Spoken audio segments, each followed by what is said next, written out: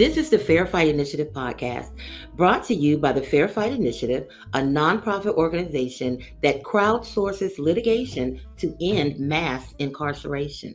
I'm Linda Franks, the Executive Director of the Fair Fight Initiative in Baton Rouge. And I'm Dave Cartoonan of the Fair Fight Initiative in Boston. In this episode, we'll be speaking to Lisa Riordan Seville. She is an independent journalist whose powerful work humanizing people that are affected by mass incarceration has graced the cover of New York Magazine this year, and her upcoming film has just been accepted by the South by Southwest Film Festival in Austin. We'll also hear the firsthand impact of America's broken system of mass incarceration from Sonia Shorty Hill in our regular segment, It Happened to Me. And we're going to give you a debrief on a Fair Fight Initiative case where legal intervention that no lawyer would have taken for any monetary gain helped right a wrong in the state of Georgia. And we'll share a way that one community is taking action against mass incarceration and ways you can advocate in your community in our Infinite Hope report. But first, Dave, stop me if you've heard this before. Bridgewater, New Jersey Mall. There's a video circulating of a fight between two teenagers, 15-year-old, 14-year-old boys, one Black, one Hispanic, perceived to be white. And it appears that the older young man got into the face of the younger young man, threw a punch, and they're scuffling. We see that in the video. And then we see two police officers come up to what we think break up the fight. What we think. However, what transpires in that video shows us kind of the disconnect of what we are talking about when we say systemic racism, when we say implied biases and prejudices, and white privilege. We see the white police officer, female, gently remove the white boy from the fight, sit him. He was 3 years older. They were 17 and 14. Linda. Oh, they were he was 17. Oh, I correct myself. I thought he was 15. Thank you for that, Dave. That's why I love you so much. Keep me in line. But she sits him down on this couch. I mean, and literally in the video, you can almost see her kind of patting him and saying, like, just sit right here, stay right, And then while this is going on, we see the white police officer, male, just dive on top of this 14-year-old young Black boy, trying, subduing him, handcuffing him, hands behind the back. And then she comes over, leaves the other young man sitting on the couch, and actually puts her knee on what is the upper back towards the neck area. And they're handcuffing the young man. He stays in handcuffs for 30 minutes. And it's just amazing. In one video, you can see two systems of justice begin, right? You can play that out over a 50-year timeline of tough on crime or mass incarceration or silent majority or whatever, little code words that you want to attach to that. But you can watch that whole disparity start in one interaction captured on camera, and the two divergent paths that probably would have taken place had there not been a camera there, where one boy would have been consoled, yet he was 3 years older and the instigator, where the other would have been not only sort of treated the way he was, but then after the fact, they would have called him a man, right? Because a 14-year-old Black boy is always a man, but Donald Trump Jr., who's in his 40s, is still a child, right? And then even there's another point about this that I want to make. I mean, it's horrifying, and I hope it wakes people up. And there's already discussions of internal affairs investigations, and the young man has already hired Benjamin Crump, and I hope he gets all of the justice that he deserves in this case. However, in many states, New Jersey, thankfully, is not one of them. In many states, we have also rationalized this disparity. Yeah. By saying, okay, all of this exists and all of this is by design and all of this is going to play out the way that we've chosen for it to play out. And even if there was a video, as there was in this case, in many states, there is a justification for this behavior. And of course, it's called stand your ground. Stand your ground. So even if this had taken place in Georgia or Florida or many other places that have a stand your ground law, we could have been shown this incontrovertible evidence of all of the disparities that take place in our system. And the instigator, the boy, still could have said, I felt threatened. Yeah. So I was Yeah. just defending myself. I felt threatened by a boy who was 3 years younger than me, who I started a fight with, and it probably would have worked, right? Yeah, most definitely, because we know historically, the narrative of the dangerous black man, the Yep. superhuman man Yep. who is able to, do these superhuman things, and we all have to be scared. It's just another example. Well, I think the ongoing example of white privilege justifying its biases Yeah. and justifying its power over black and brown people. And I echo what you said about justice. I think that this is an opportunity for that police department to really say, okay, what was it that precipitated that you immediately went to the young black boy and you immediately felt the need to console and to comfort? What biases are there, right? And let's address them head on. Let's address your personal prejudices before we allow you to go and patrol black and brown neighborhoods, because we understand where your mind frame is. And as you have said many times before, and I agree, in these two specific cases that were on full display in this video of these two police officers, you cannot train that away. You cannot. You can't train it away. And I'll always say it, I'll say it to the rooftops, and I may get excoriated for it, but have your views, have your beliefs, but do not put yourself in a position where you've got to make life decisions for people that you do not respect, for people that you do not care about, and for people that you quite frankly could wipe off the face of the earth if you had your opportunity. And that's just me speaking, and I'm going to say it all the time. Well, Don't be my teacher. Don't be my doctor. Don't be my police officer. Tell the truth about how you really feel. There was certainly no public safety on display at the Bridgewater Commons Mall this week. No, indeed.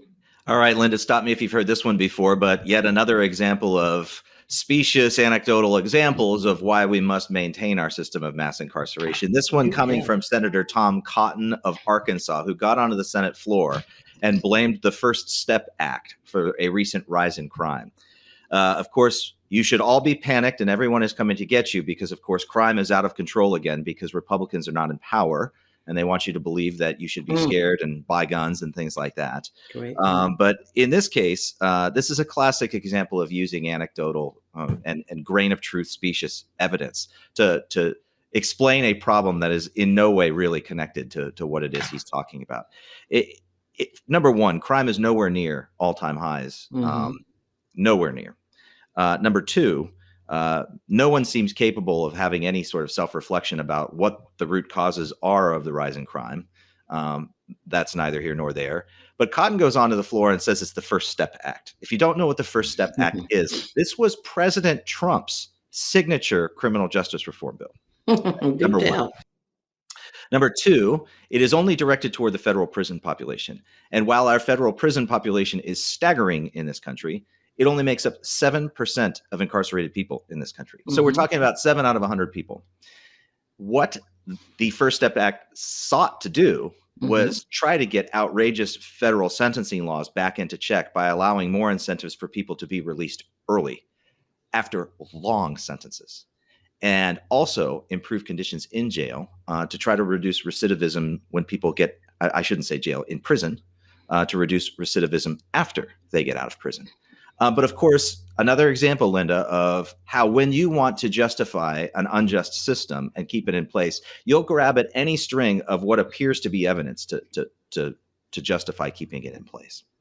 And banking on the fact that the overwhelming majority of us in the electorate have no idea of what the First Step Act actually is. And that's what he's counting on, right? Yeah. Here's this bill that was passed that gives prisoners, some type of freedom, and that's why we now have this crime. So let's get more tough on, let's be this law and order, country, like you said, and let's scare everyone into doing what it is we ultimately want them to do, right? And let's use misinformation, and lies to go ahead and justify that, to keep you in the dark. And then that way you're going to do exactly and make the noise that I need for you to make. And when Senator Cotton would like to have an honest discussion about the impacts of mass incarceration on our country and our society, we would welcome him on the show. Oh my goodness, would we ever, sir? Please feel very welcome to come on. Okay, Dave, stop me if you've heard this before. But here in Baton Rouge, there has been a killing of a young man at home with his parents, his younger brother in the house. They get an aggressive knock at the door, double knock at the door. The young man goes to the door, 25 years old, goes to the door, looks out, sees that there are sheriff's deputies outside actually, and comments, closes the door, comments, oh my goodness, it's the police. And seconds later, he is shot twice in the back of his neck, head area, and killed right there in his parents' home. Apparently, from what reports are saying, they were looking for another suspect that may or may not have been his brother. And ironically, they are twins. Mm-hmm. But with that being said, they didn't give this man an opportunity to even. There's shots fired through the door. There are pictures of the shots coming through the door, so it's clear that the door was closed when these shots were taken. And one thing that strikes me, and this is really kind of where I'm laying on, is that the news report of it already lists this individual as an armed person, when those facts have not even been corroborated or even confirmed. And it's just another opportunity for the victim to be demonized before all of the information is even out. And my heart just goes out to the family. And, we are just so absolutely tired of this happening.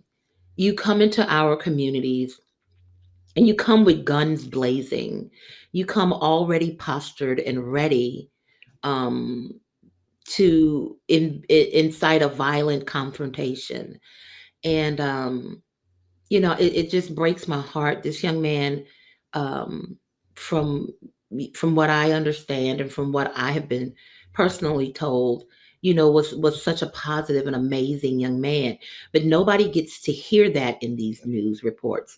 All they think of, because that's what we're kind of conditioned and positioned to be, is that, this thug with a gun shooting at police, and and there we lean towards people getting what they so-called deserved. And I would just ask, that when these things are coming about, can you give the citizen the benefit of the doubt that you're going to automatically give the law enforcement officers, when we've already seen how they can manipulate and how facts can be distorted and things turn out not being exactly what they said they were, So after my horror of what happened to this young man subsides, my mind then goes to how the injustice is rippled through my former profession. And I want to take my portion of this, stop me if you've heard this before, to ask WBRZ in Baton Rouge to do better. Their headline in this case, in this initial story of this shooting, is horrifying. It presumes he is armed. And if you just simply read through their copy of what happened, it is an exercise in stenography of what the police department told them. And in a case like this, if something went wrong, if police did not do their duty to protect and serve, what incentive do they have to tell the truth?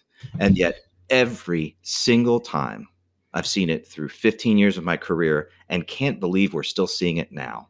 Whatever the police say happened in initial incidents reports is taken as gospel.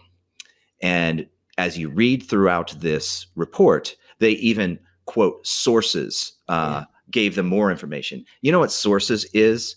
I can't tell you what sources is in this story, but The intellectual laziness throughout which the rest of this article is reported tells me that sources is just the police saying the things that they don't want to say with their name behind it to the reporter to also print. And it's probably not even plural sources. It's probably one person.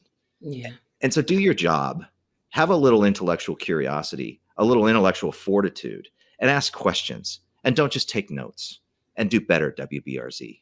And how about ask for the video? We have videos of these things now. And yet now that we have video of these things, we never get to see them because they hide in court. And let me tell you, it ended my career fighting for one, and brought me to nervous exhaustion. But it's that assumed and presumed unholy alliance between intellectually lazy so-called journalists and people who have done wrong. And this is not just police officers who have done wrong, government officials who have done wrong, people in positions of authority whose words are always taken as truth and never challenged. And we're in a very perilous spot. And this is a classic example of how we've gotten here. Okay, I'm going to stop us there because we have heard this before. And until everyone else has heard it, we won't stop talking about it. And if you have a story that you want us to stop you, and if you have a story that you want us to stop you if we've heard it before, please send it to us. We want to share it. That's podcast@fairfightinitiative.org to connect with us there or anywhere on social media, Facebook, Twitter, Instagram, and now the TikToks too. Linda's on the TikToks. Woo, I'm on the TikTok. I'm not doing what the cool kids are doing yet, but I'm going to be on the TikToks soon. And you better know I'm going to be talking about the issues on my TikTok. So check us out.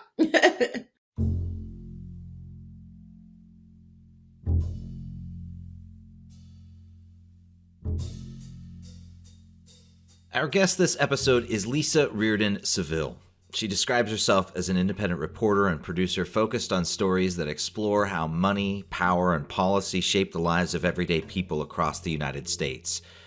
I would describe her as one of the most effective voices I see in journalism in humanizing the effects of mass incarceration.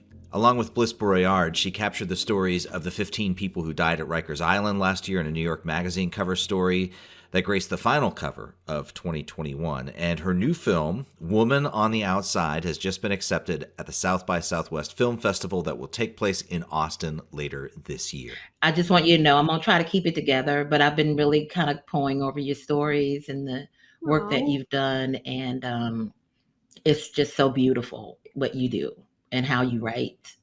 And I'm really wanting you to know how I appreciate the way that you handle the families. It's a sacred honor when we give you guys the opportunity to really open up, and that's not easy to do. And so when it comes back to you and it feels like what you would have said yourself, then I know it's God sent, and you are an angel, and you are being used to do some really good work. And thank you so much for sharing this with us today. And I just personally really appreciate it. Well, thank you for saying that. I know how much it takes for people to share some of these stories that I do. Well, I should say I can imagine. I don't know personally, and I think that lack of knowledge is what I try and respect and try and be respectful of people. The process of journalism is a little rough. You know, you do have to ask hard questions, and it's important to give people the opportunity to answer the hard questions. So the hard questions might come at them at some point, and better that folks know. But you're also asking people to dig into some of the hardest experiences of their lives and be with them. And I recognize what I'm asking, I guess I should say, and I recognize what people are giving. For people who are not familiar with your work, a excellent précis of that work and an incredibly moving piece of work that was published at the beginning of the year in New York Magazine is this account of the 15 deaths in Rikers last year. And there are a lot of lines that I'd like to spend talking to you about that we can draw through these lives, but wanted to start with the simplicity of the stories that you wrote. And simplicity is not meant to be a pejorative term, but my instinct when confronting deaths in jails was to find out what happened, what went wrong, and who was accountable, and missed almost all of the humanity. And the simplicity and the humanizing language that you used to describe these 15 lives, I found to be extraordinary. And for those who have not picked up the article, support good journalism, subscribe to New York Magazine, pay for good work, and read this. And tell us how it came together. So, to give credit where credit is due, this was actually an assignment from New York Magazine. They reached out to my co-writer, Bliss Riordan, who has written for them before. And we actually sort of were connected in another way, and she reached out to me because it was a big job, unfortunately. They wanted to do sort of obituaries or profiles of everyone who had died. And, you know, there were 13, I believe, when we got the assignment, and 15 when it ended. So, that's a lot of lives to figure out. It's a lot of reporting. We did try and understand what happened, both how they arrived at Rikers and how each of these men passed away. But we also wanted to understand who they were before they arrived, who loved them, what experiences had brought them there. And that was a real balance. There's always an interesting part of journalism when you're dealing with criminal justice, because the facts of sort of how folks died or how they arrived in custody are relevant, but I never want them to be the whole story, because they're not. And so navigating that was part of it. But we really depended on speaking to the people who knew them, understanding who this individual was, whether a son, a father, a partner, the whole of them. And so that Bliss and I split them up. We sort of each took some names and we started making calls. There were a number of people the local press had covered this over time. And so it's really important to give credit where credit is due there. There is so little local journalism now. And without that, our job would have been really much harder. And so New York, we still have newspapers. In a lot of places we don't. And so these deaths go unreported entirely. And someone might not even be counting who died in a jail in some part of New Jersey or some part of Louisiana or some part of Georgia. But we started reaching out to the families, and they were interested in talking. That's not always the case, as you two may know. But people were really motivated. They felt like, I heard over and over again that this had happened to their loved one and they didn't want it to happen again. And so, some people I talked to on the phone, it's still COVID. Some people I talked to on Zoom. Some people, it was that little lull where I could sit in their living room, and we could spend the time. And that, to me, if it's possible, is always really important, because you are excavating really hard moments, and to be able to be a person and sit with another person and talk about their loved one and their grief is important. So Bliss and I spent a few months doing that, and then also trying to talk to sources in government, trying to speak to folks who had worked or did work at Rikers, and really understand what are the forces behind these deaths. Because for the most part, these people did not die of COVID, and they didn't die explicitly of violence in the jail. They died largely of lack of oversight, neglect, lack of medical care, and conditions that were really harrowing that led to what we think is 6 people taking their lives. So suicides in a jail are a sign of dysfunction. They're not just a sign of one individual. I mean, obviously mental health plays a role, but when you're seeing that pattern, it means that something is going wrong inside a facility.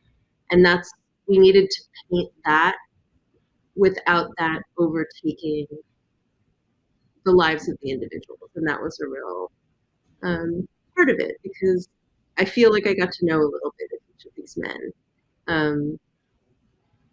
And sometimes it was their loved one talking about one of the hardest moments of their lives, and many times it was their loved one talking about why they loved this person, even if they were the victim of the alleged crime.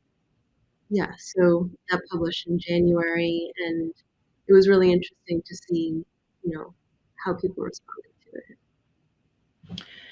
Yeah, I know in looking over, one of the things that stood out with me right in the beginning was the fact that you made the point of stating that Rikers is a series of jails, not a prison. And, we struggle with that here. That perception that, if you can't do the time, don't do the crime. And, but we live in a country that, prides itself on the legal system of innocent until proven guilty. And so I think what you were able to bring out in, highlighting that these are the humanness of the people that are here, but also these are our citizens that are just being detained until they get their opportunity to defend themselves. Mm-hmm. And how do we as a society justify the treatment of those people who haven't been, or even if they have been, but they are entrusted to our custody, and that's a sacred right. So in speaking with those that worked in the facilities, what were some of your biggest takeaways from what they were saying about how, whether it's staffing or administrative policies or whatever that contributed to a lot of, or did you get that idea that contributed to a lot of this, the deaths that were there? We didn't get too deep into this in the piece, but I think it's really important.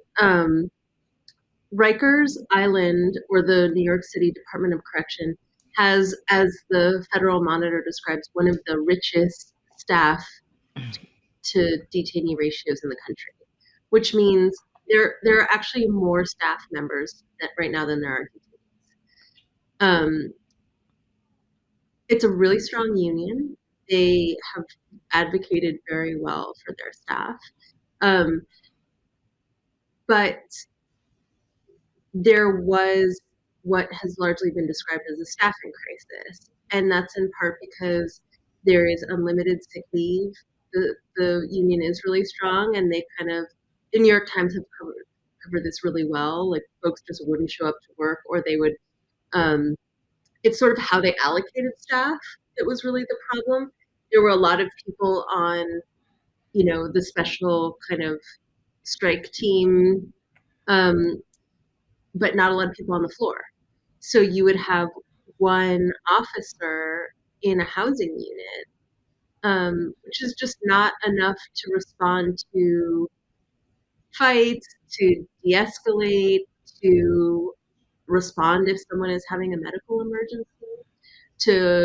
You need one person to stay in the housing unit, another person to escort someone if they have a medical emergency. So for months during this crisis at Rikers, there was a settlement some years ago after a lawsuit. Right. It was kind of very well covered. And so a federal monitor has been overseeing the jail for, I believe, 6 years now. And usually they do 2 reports a year, and they started writing these letters to the court saying this is the crisis. But the monitor really reiterated there are enough staff, it's just where they're going that's the problem. And the monitor had some pretty alarming things to say about the potential for cultural change within the institution, the problems with leadership. And I think leadership at any institution like this really sets the tone. And on the other hand, you can change the person at the top, but it doesn't automatically change the rest of the institution, as we've seen. So that is the overarching. But I also always want to emphasize, two correctional officers can have very different attitudes in the same space. One can be much more attentive. A lot of correctional officers at Rikers come from the same community. They see people they know come through, and that's true in most institutions that are at least proximate to where people grew up. And then other people get really jaded. It's hard. Jails are not a place that foster humanity. It is a crisis place. People are scared. It's tense, and so I think we need to kind of think about that when we think about these places. And I had a couple conversations off the record with a number of people, and one person said something, and she said, in her time working within the system, it wasn't a correctional officer, just for context, but she really said, I came to realize how problematic jails are because the very culture sort of requires you to get desensitized to it. And how do you go to work every day and function while also keeping the empathy that you need to not ignore someone when they attempt on their life, for instance, and just think that they're, trying to get attention. So those are the very deep structural things that we saw, and not all of that explicitly made it into the story, but it really kept me thinking about the nature of institutions like this. Yeah. The similarities were stark, right? I mean, they were all men. They were all black and brown. I think there are a few exceptions here, but they were largely nonviolent. Generally, I think people who support prison reform would say most of them did not belong in pretrial detention. They belonged in drug treatment, or they belonged in mental health intervention, or they belonged in some kind of diversion. And when you're familiar, if you're not familiar with this work and you read this article, it is also an outline of all the ways the system has failed us across the country in every jail, from Rikers to, San Ysidro, right? But what struck me was all of the different ways you can end up in Rikers where the system has also failed us, whether it's driving while black, or petty sort of parole violations that don't even involve criminal behavior. And then, of course, when you get there, all the ways that Rikers, can fail you, whether it's neglect, or whether it's we don't want to call our captain after hours, or I don't believe you're sick, to then all of the ways that it failed to preserve life when something really bad happened. Were there any in there that were unexpected, that came to light only when you put the 15 stories together? Similarities or differences? This is the one that I struggled, or the two that I struggled with the most. And we didn't go that deep, but I want to bring it up. We got back from the medical examiner that 2 people died of methadone overdoses. Rikers has a really progressive opioid substance abuse treatment program where they provide methadone and Suboxone in the jails. All the research shows this saves lives, because one of the most dangerous things is when people get out of jail, and if they use again, that's like when you're really prone to overdose. And so they've trained visitors in using naloxone and different opioid reversals, and it really is an important program. I think it speaks to the dysfunction of the jail that people were either not getting the right dosage, because methadone can be dangerous. It's like any other drug, or it was getting diverted somehow and people were using it. And, I think it speaks to the ways in which these institutions are doing really important work that's beyond the scope of what a jail traditionally should do, which is like providing access to really necessary drug treatment. And as we've seen during the pandemic, so many people have died. And as I was reporting it, I was trying to figure out, and I talked to a lot of people, like, this is a sensitive thing, and we don't know the answers. We don't know how they got it. We don't know, we only know, and it's also actually quite hard to tell that someone OD'd on methadone. So some people questioned the conclusion. So I had all these questions.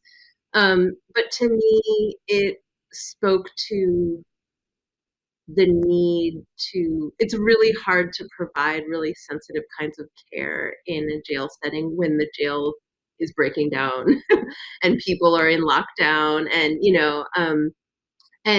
it really struck me that uh, we are asking our jails to do a lot that they're not designed to do, um, and that in itself can put people in danger.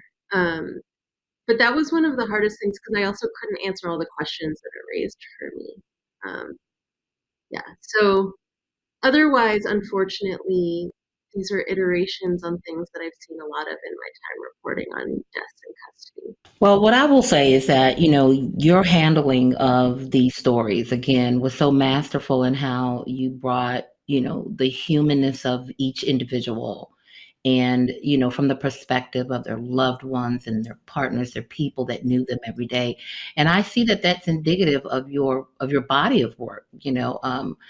I had the honor of going on your personal web page and seeing some of the things that you've done for NBC and for Vice and different things of that nature. And I can see that there's that common thread of really exposing the humanity of the subject matter. And what I will say is that that is so important in this day and time, right? When we're working in criminal justice reform, a lot of people want to focus on the statistics and depopulation. And like Dave was saying, a lot of the individuals who are caught up in this system have no business being there in the first place. But it is so important for people like yourself, who have a platform and have this voice, to really bring out the humanness. And I'd like to just mention, for instance, the story that you did in Louisiana, actually, Jefferson Parish, the young boy who had gotten shot by the sheriff's deputies, and the way that you brought out his side of the story and what his mother was going through, the fact that she had to go to work and just wasn't getting any answers and different things of that nature. So I would love for you to, juxtapose this with what you did with the Rikers, because this is something that I feel that is always a thread with you, that you really, really seek to bring out the humanity of of really the whole story, right? The whole person, like you said before. Well, I think over time I've thought a lot about the rippling effects of the system. When someone touches whether you call it the criminal justice system or the criminal legal system or a prison or a jail or a court, um, it's usually not one person. And we are often focused on that person and not focused on that, like, sort of stretched out effect. Um, and in both Rikers and that story in Louisiana, women are often my sources. They are often the moms and the girlfriends and the sisters and the daughters who are negotiating the system and needing answers and not getting them, or paying bills and to a system that doesn't feel accountable to them. And so think I think I've focused over the years a lot about that experience because it's one that has often been overlooked. And yet, in my decade of reporting, I saw that accumulating, which has led to this other project that I will can kind of dive into. Um, but I also think I've learned a lot because the people that I talk to often have very nuanced views, um, and in the sense of, like, the women or even the people in the system can see things from many sides. It's often not totally black and white. And I try to bring that out because I don't think someone who's involved in the system, it's not always black and white, as well as, someone can have committed a crime and also be an important person in someone's life. And someone can be a victim of a crime and also have thoughts about the system. Right. And so I try to bring out that nuance because I think everyone agrees that the system doesn't work. There are a lot of people who don't feel safe, and there's a lot of people who feel unduly punished. But I think in order to make change, we have to live in that nuance, and that makes things much more complicated. So as a journalist, I feel I'm not an activist. I am a storyteller, and stories allow room for some of those gray areas that action should be influenced by, but action is a different prospect. And so I see myself as in that space where I can muddy the waters and hopefully that's useful. Very useful. Yeah. I did always enjoy the pot stirring part of it. It was, I think it was the immersion in the pot that made me very uncomfortable and burned me out eventually. Yeah. When we get into, let's get into the story of the film in a second. Yeah. But I think one thing that really encapsulates this work well is the Instagram feed, and so I don't want to give it short shrift. Yeah.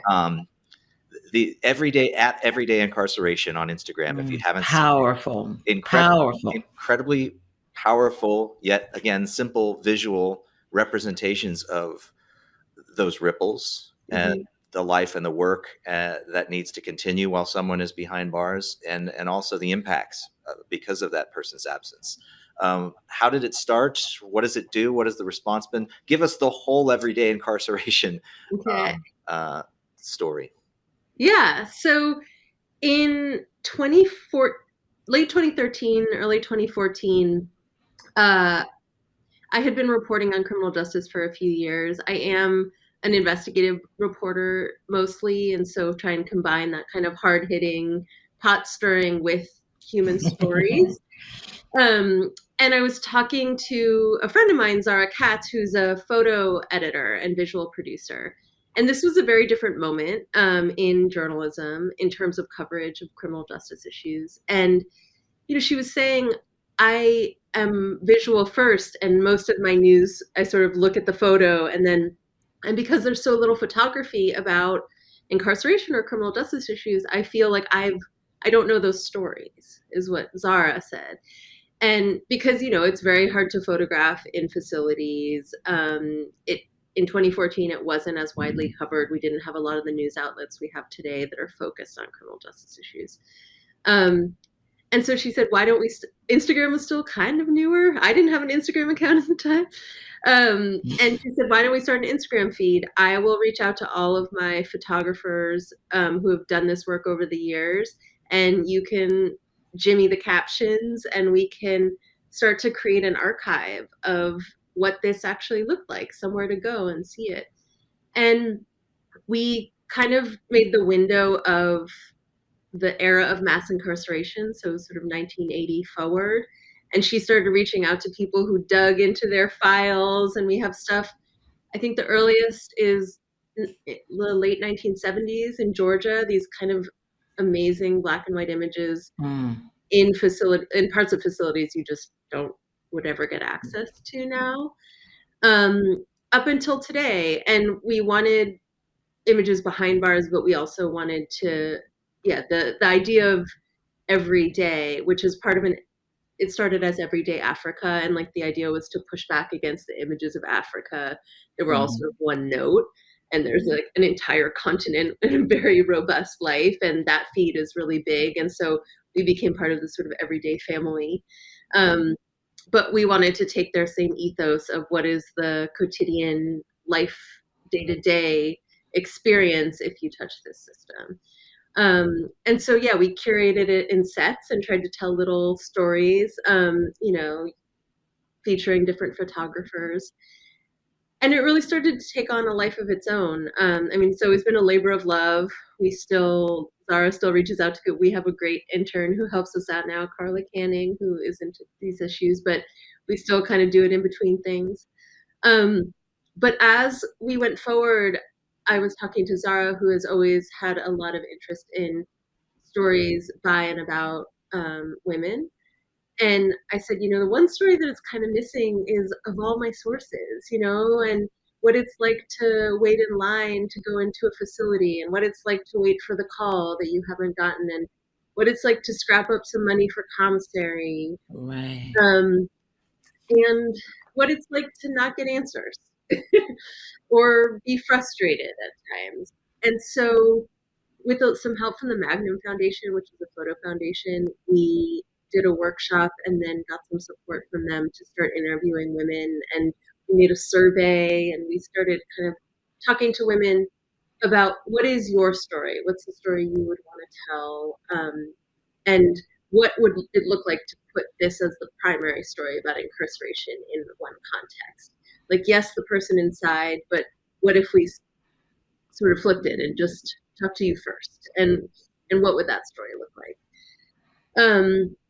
And that's how we met with Crystal Bush, who has become a partner and a collaborator and a friend.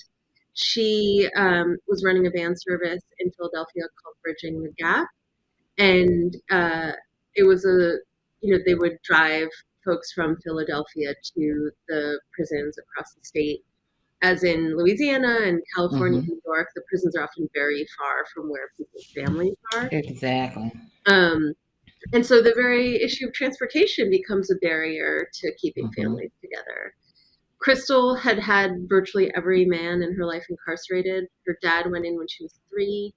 Her brother had spent, by the time we met her, more than a decade in jail. Another brother in and out. Cousins serving really long sentences.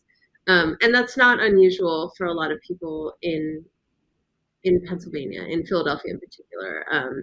They've had pretty harsh, actually very much like Louisiana, second degree is automatic life sentence. So you just have, you had tons of lifers in Pennsylvania and other people serving a lot of time.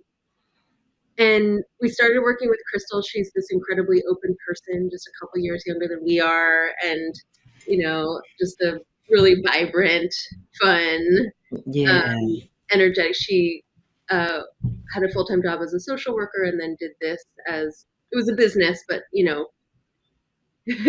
not one to make you rich. Right. And she did that on the weekends. Her mom drove as well. And at some point she was just like, you got to come ride the van. Like, you can ask me all these questions, but like, you should really just ride the van. And so in the summer of 2016, we did, and we worked with her and a number of her riders to create a photo exhibition with a photographer, Zora Murph, who's really brilliant. And Crystal brought a van full of riders to Photoville to come see it. And the women just stood there and they read the interviews of themselves and they watched this video. And we were kind of joking with them because we knew many people pretty well at that point. Like, you do this every weekend. What are you looking at? And they said, well, we've never really seen it like this. Right. Yeah, I do it, but to really witness my experience is different. And so, and actually during that process, like the exhibit was up for a week, and women would come and kind of whisper to us like, oh yeah, I have someone inside, or this is my experience. And, we just decided to keep going. We never intended to make a documentary, but we went back to Philadelphia and talked to Crystal some more. And the story started to shift because both her brother and her father came home about a year after we met her. And that was so joyful and also really complicated. They had not been a family together. She has been raising her brother's son, her nephew, since she was in her early 20s. And all of a sudden, she was a daughter and a caretaker to her father, a sister and a co-parent to her brother. The criminal justice system was looming in the background. And so over the 4 years that the film covers, it captures the complexity of trying to become a family after being torn apart for so long. And really, like, Crystal is a really opinionated, powerful voice, and she voices the love and the frustration and the, Mhm. all of that in that period. And like I said, it's sort of it operates in that complex space that we're interested in, but it is also a really full-throated one woman's experience that's not everyone's experience, and we always emphasize that. But yeah, like what it is to be this young, ambitious woman, and also to try and be connected to family is to always be tethered to the system. And what does that take from people? So the film is called A Woman on the Outside, and it's going to debut at South by Southwest Film Festival in March. Wow, South by That is Southwest. so exciting. Unbelievable. And thank you for saving that news for the Fair Fight Initiative podcast and telling the world here. I mean, Well, how appropriate. I will tell you that, just it is so amazing. This film is as we walk through this system, right? This mass incarceration, and we're dissecting all of these parts, and it is very refreshing, right, Mhm. to see this perspective, because a lot of times, like Dave said, we always want to focus on the mechanics of why and who and what, right, but not the overarching consequences of what's going on behind the scenes, what the families are going through, right? This is another part, and I think you may have mentioned this in the documentary promo. This is another side of an American family, right? We think of American family as one thing, but because mass incarceration is such an integral part of the American experience, especially for for African Americans, for Black and Brown people, that this is the other side of that. You mentioned the women coming up and whispering, "Oh, I have someone in." It almost says, "Okay, you're not by yourself." When I looked at the Instagram, the everyday incarceration, I was just thinking to myself how many people were familiar to me, and how people need to see this and to be able to see themselves, to be able to grow their perspective. And God kept giving me this analogy of the Good Samaritan, right? Mm. So when we think about that story, for those who don't know it, it's about a man who was robbed, and he was beaten and left on the side of the road. And there were a series of people that come by and see him, but they don't want to get involved, right? But then there's this person that comes by, the Good Samaritan, that sees him and not only gets him out of that hole, but takes him to a place and provides for him as he is as he is recovering. And what I felt when I was looking at the work and I was looking at the documentary is that you are exposing that person, right? You are exposing that person that is laying there as a whole individual person.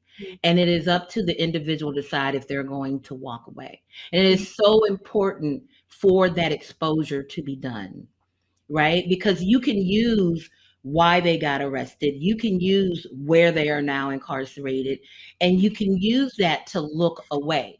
Mm. But once you begin to see the person, begin to see their families, the benefit of who they are, their life means something, then it's a little bit harder for you to look away. And then now it becomes a personal question. Why am I not doing more to change this scourge? I can't wait to see it. I absolutely I'm am excited going to to go watch. to it. Yes, I am. I want to. So there aren't a lot of good studies about women, about how many, but there are a few estimates, and as many as 1 in 4 American women may have had either a close loved one or a friend or acquaintance incarcerated. And we talk about that number because there's 1.2, or there's about 2 million people incarcerated now, give or take, and on any given day. But when you look at that in the aggregate, that many, many more. And if we're talking about an experience that has touched 1/4 of American women in some way, it is a majority experience. It's not, Mhm. it's Right. at least it's not a fringe experience. Mhm. Um, and I do think our goal is in many ways to get that conversation. I can't tell you how many people when we talk to them, they're like, "Oh, well, I have had people inside," And I feel like if that were something that were talked about more and not stigmatized, it would shift the conversation about what Exactly. that means. Exactly. And if you would permit me to build on your Good Samaritan for a moment, I think that we ask the women to be the Good Samaritans and to get someone out of the hole, and there is a lot of that should be honored. Yes. But I also think we should question whether we we ask society to wait around for someone with a good heart to come, and what that asks of people, and I think Crystal's experience, and I'm sure your experience, maybe you share it, offline with people, of what they'd ask of you to be the person who's coming by and not walking by. And I think if we actually recognize it's a form of caregiving in the same way we ask people to mother without recognition, to do healthcare without recognition, to care for elderly people and children without recognition or compensation or support. And I think the demand, the expectation that good-hearted people will pick up the burden of the people that we allow to be harmed or leave worse off than we got them when they arrived, is something that we need to consider, because that Good Samaritan story, it takes a lot out of you to be a Good Samaritan. You can get something, but it often can leave you depleted. And I think we need to ask, like, not only how can we support the people who are lying on the road, but how can we support the people who pick them up? That's an amazing point. I think there's a wrongness about the expectation of who is expected to do it that you point out too, that we need to focus on, because a person who looks like me is excused from being a Good Samaritan if he's too busy with his work or to be a father. If it's a gender thing, if it's a race thing, it's, there are different excuses that allow for a person who looks like me not to be a Samaritan. However, it's entirely unfair for our women and for our people of color to just be entirely expected to always be the Samaritan or always expect to offer the grace when something bad happens to them. When something bad happens to a person that looks like me, I'm allowed to be outraged. And I wanted to ask you a little bit more about that in the context of the means by which you're telling these stories, because I was incredibly moved to hear you account for the women entering a gallery to see their story. And the primary power of this, of course, is what Linda has already touched on. And I don't want this to sound like some one-up or trumping that. I think that is the primary experience of this, that everyone should and can see, that will start to lower the walls of those jails and allow us more sight into the impacts that this system is having on all of us. But the means by which you are presenting those stories, whether it's in a photo gallery or now at South by Southwest, the impact that it's had on them to have their stories accepted in channels that are typically only reserved for stories that don't look like theirs, or that don't involve outcomes like theirs, or that are, like Linda said, typically whispered because it's shameful. The impact that it's had on the people since the gallery, or what you expect on the red carpet at South by Southwest, the impact for it to have for these stories to come into, I hate to call it popular consciousness, because I take issue with what makes it popular, but the mainstream. Well, I worry about that. And Linda, maybe you could speak to this, because attention can go in many directions. And we are very close to this family. The film captures some really hard moments that we did not see coming. And so we went down a couple weekends ago and showed it to everyone in the family and talked about it. And we said, how can we support you? Like, it's going to be weird to have people in your life and ask you questions about these, how are you going to figure out how to talk about it? What's this going to mean in your family? You're going to be a little bit more of a public figure. How do you feel about that? And so I think we're trying to figure out how to prepare for some of that, because it's strange. Even doing this is strange for me. It's one thing to have my name on a website. It's another thing to have my face and speaking and, thinking in public. So I think we're going to figure that out, but I hope that um, it puts it in the canon in the sense of this being I think of this as a story about American family and a story about families and a story about the complexities of families and what people go through behind closed doors, or what goes on at home with the woman who might be teaching your child or caring for your loved one or running a boardroom or driving a bus. It Right. can be any of those people.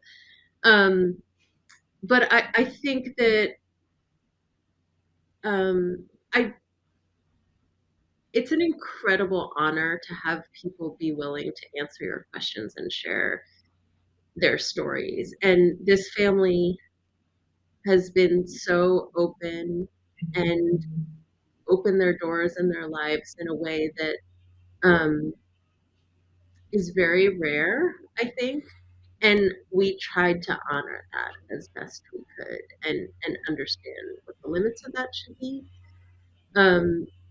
And I think that could be very complicated. So I am hoping that I hope that people receive this as that story and think about it and either see themselves in it, even if their experience is very different, maybe in their relationship with their brother or their mother or their child or their dad. Um, and, and I also feel somewhat protective because what it is and Linda, this, to lay out these really sensitive parts of your life. And, there's going to be some people who don't care. And that's Mhm. part of the deal. There's going to be some people who judge, and that's part of the deal. And so I think we're going to figure out what that means, and figure it out together. But, with any story, you put it out into the world and it's not yours in the same way anymore. Yeah. I just, my heart is leaping here when you said that you took the time to go back Yeah. and to be with the family and to show them these things and to get their reactions and not exploit that you may have had a good take of a one of those, housewifey type of moments. You know what I mean? The drama of the situation. And I will tell you from experience that that is paramount for those of us who will open up our wounds to you, that you take into consideration what we may be going through. Because, you know, as much as you feel this is new to you, having to do your interviews, and this is a nightmare that we never wanted to live. We don't want this recognition for this Yeah. reason.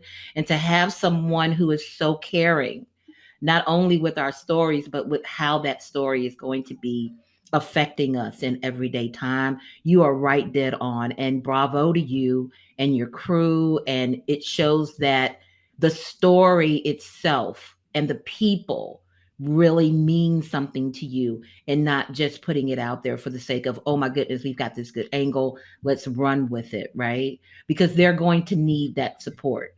And I'm telling you from personal experience, they're going to need to know how to navigate the media. They're going to need to know what to say and when to say. And they're going to, I know I felt uncomfortable.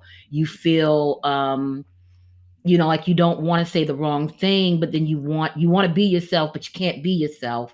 And so you, just saying that shows that and this young lady is so amazing in all that she is already doing. Um, and sometimes we can come across extremely confident and extremely adept in certain situations, but on the inside we're very insecure because we do hold the weight of our families on our shoulders. And so it's a blessing to know that you are really concerned about that and stay in that vein. Even what, however much help and encouragement you can give, do that. And I think that you're doing that, and that's going to show. Yeah. And I'll just say, it's myself, my co-director, Zara Katz, our incredible producer, Kiera C. Jones, who is also a writer on the project and kind of the North Star in many ways, and our editor, Susanna Herbert. And, as white directors, we've thought a lot, we've talked a lot with the family. There is a lot of complex history and politics there that is really important for us to navigate. And Kiera's a Black woman, and we had really a lot of conversations about these questions and access and what we show and how that's framed within the history of media and the pain of Black women, and not wanting it to be just about that, because someone is a whole person. And Susanna's an incredibly sensitive editor, and we had that group of women. We're like, okay, how do we tell a story that resonates with women, and how do we care for each other and for those women as we move forward and honor the unexpected? So, Dave, to your question, I hope people see pieces of their own experience of the experience of the women that they know in this, and not simply as sort of an othered experience, because I think it's really a shared one, whether it's criminal justice specifically or the experience of women navigating the world. And this is one iteration of that. It's empowering. What you have done is empowering. What you guys do when you're telling stories, and it's done in such a brilliant and amazing way. And I'm speaking about journalists and people who tell these storytellers, is that you give us an opportunity to feel that our voices matter. And you have empowered that family. I will tell you that. And so just the love and the ease with which you're telling me that you're interacting lets me know that you are you're an ally, and you have empowered. This is empowering, because that's what you feel. When you see your story, I guarantee you, when those ladies walked in there and they saw, videos of them speaking, and somebody is listening to me, and that validates you and that gives you power. It makes you feel more powerful. Again, thank you so much, Lisa, for your perspective. Thank you so much for the way that you care and about the stories, about the subject, about the people that you allow to be seen through your platform.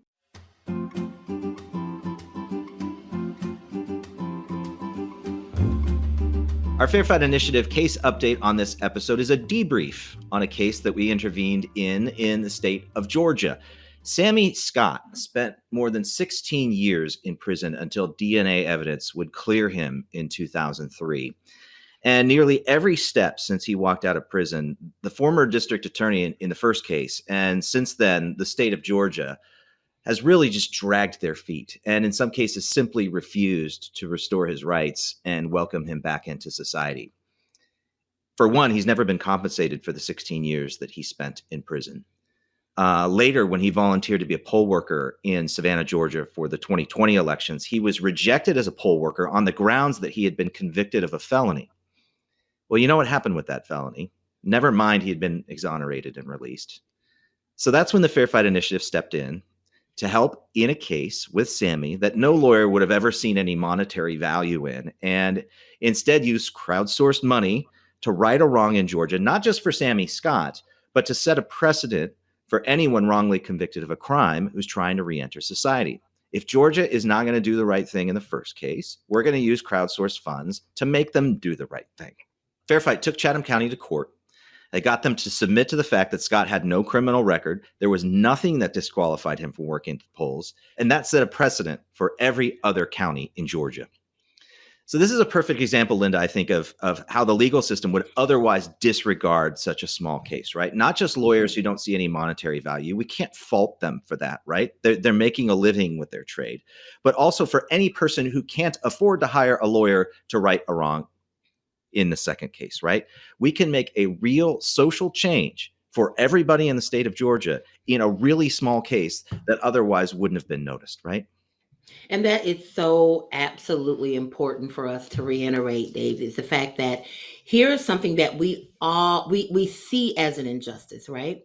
That we see can be righted, but it's only when you have the resources to be able to do that, the funds to be able to pay the lawyer to do the paperwork, to do the work, the hard work of finding setting the precedent and actually litigating the case. So someone like Sammy, someone like so many of our formerly incarcerated, exonerated people who are coming out and getting back into society, becoming productive members of society, and really wanting to do their civil duty, they're starting over. So where are they going to get the money that is needed to really, really fight for what is right for them? And this is why it is so important that you understand that Fair Fight is about taking those types of cases, that Fair Fight is looking for those cases in communities around the country, because we understand that crowdsourced funds really, really allow for people who are disenfranchised, for people who cannot afford the legal assistance, to be able to get lawyers that really care, not just about that case, but about what that case is going to do on a large scale. Absolutely. Well, you can hear Sammy's story on the Fair Fight Initiative website. Just click on the stories section. You'll see Sammy at the top. That story section can be clicked on at the front page of fairfightinitiative.org.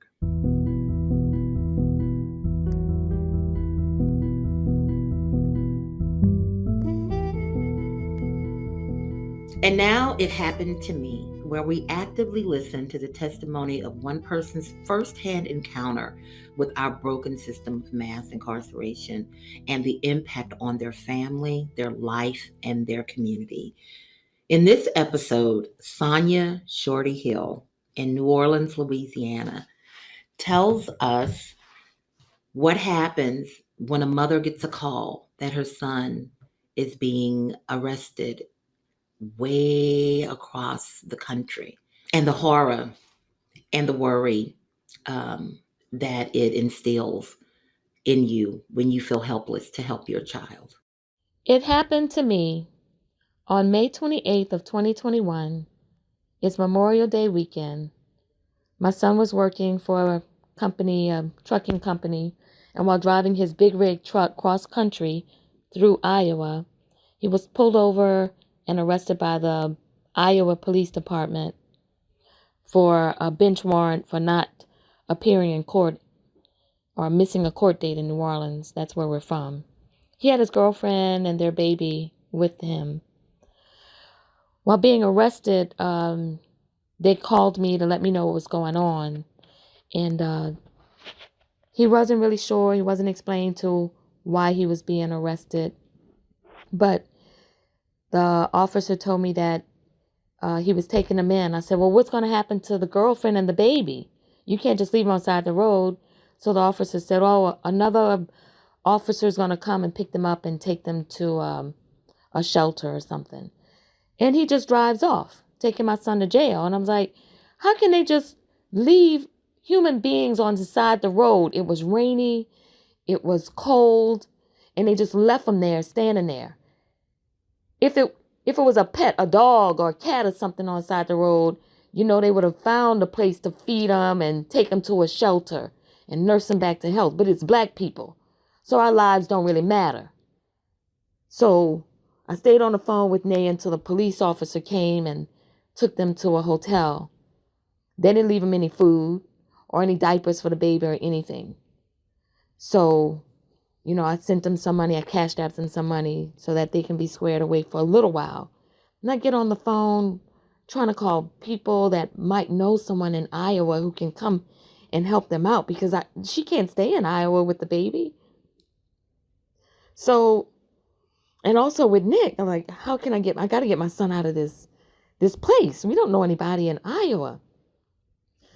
And I called my best friend, Linda. I told Linda what was going on and asked if she knew anyone who can help us. Anybody that she knew can help get Nick out of jail, and anybody in Iowa who can get his girlfriend and the baby some help so she can get back home to her family. And so Linda said, well, it is the weekend and it is Memorial Day weekend. I do know someone who might be able to help you, but he's on vacation. But I'm going to give you his number and his name anyway. His name is David Utter. He's with Fair Fight Organization and with Claiborne Law Firm. So I called the number and I was amazed. The guy answered and we talked continuously. I gave him all the information that I had, Nick's name and what area he was in, the county he was in. And David took it and ran with it. David was able to he was on the case. I had forgotten that the dude was even on vacation because we talked continuously. And he got Nick out within a week. Nick was freed. And I was like, I know they say God sends people you would least expect to help. But this white man who had never seen us before didn't ask for 1 red cent, no money, was on the case and helped us. I was elated because I was just so distraught and distressed of thinking, I don't know how to do this. But this man, who was a true godsend to us, helped us and got my son freed. And I will forever be grateful to him. I'm grateful to God for sending him. And so thankful and grateful for my friend Linda Franks.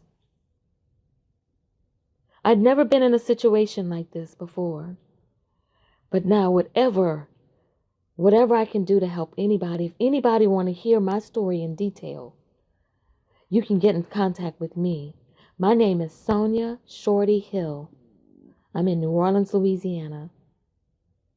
And we will forever be grateful to the Fair Fight Organization, the Claiborne Law Firm, and my best friend forever till the day I die, Linda Franks. Sonia Shorty Hill is a mother and a dear friend, a grandmother in New Orleans, Louisiana, and it happened to her.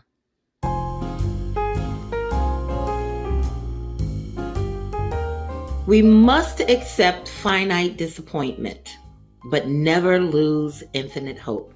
Dr. Martin Luther King said that, and despite the finite disappointment of the stories we share on the Fair Fight Initiative podcast, we always maintain infinite hope.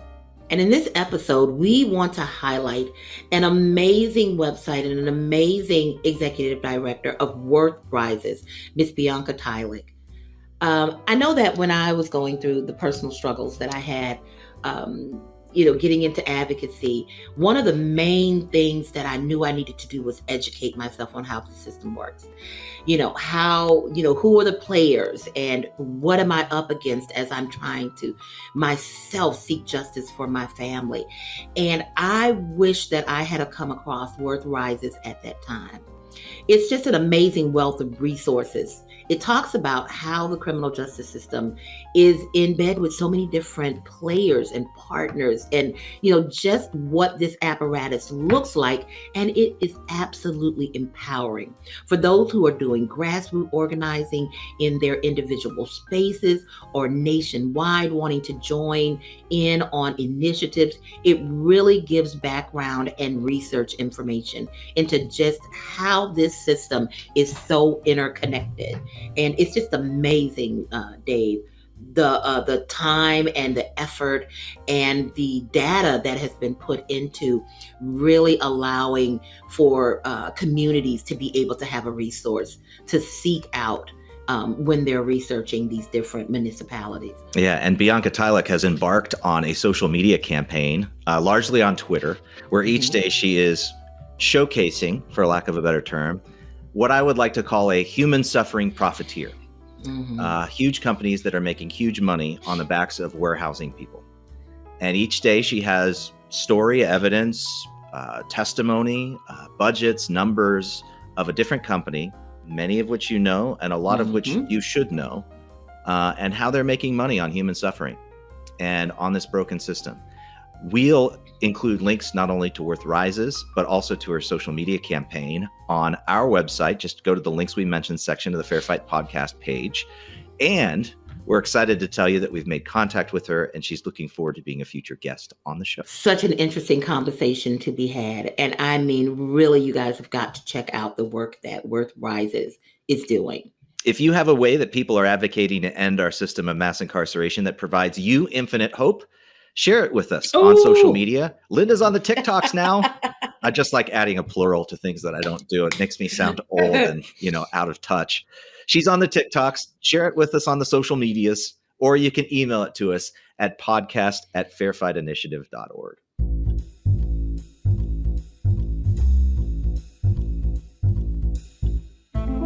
Well, David, I mean, I know. I mean, Another full plate. Talking to Lisa is such a breath of fresh air. I mean, I can't say enough. And I know, throughout I've just kind of gushed a little bit, but I mean, it really, really means so much to me when I see journalism that's well-rounded, when I see people depicting stories that humanize and really bring to bear the human cost of mass incarceration, and not only on the person that is directly affected, but on the people that love that person, the people that support that person, the people that are waiting for that person to come home and to be reacclimated into society and want their families to be whole, And I think a lot of times that story doesn't get portrayed as eloquently as others. And I appreciate Lisa's perspective. I am so excited about this new documentary that is coming out, and this powerful, powerful voice, this young lady who's going to be, welcoming the world really into, her family dynamic. And what can I say? And then I get to just, hang out with you. Life is good. Well, there's one little point about that interview that I want to just highlight with a bright green highlighter. And Lisa definitely wanted to screen the film for us, and definitely wants you to play a role in some of the exciting work that she's doing. I'm just saying that right there, that just to make a little record of it, because talk, and learn from these amazing women, amazing people.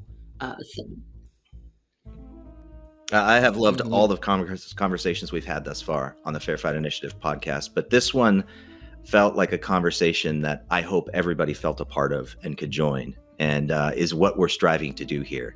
And hope you'll continue to join us on this journey and in this conversation. We're trying to do this content and make sure that, we're bringing you in, and we need your input.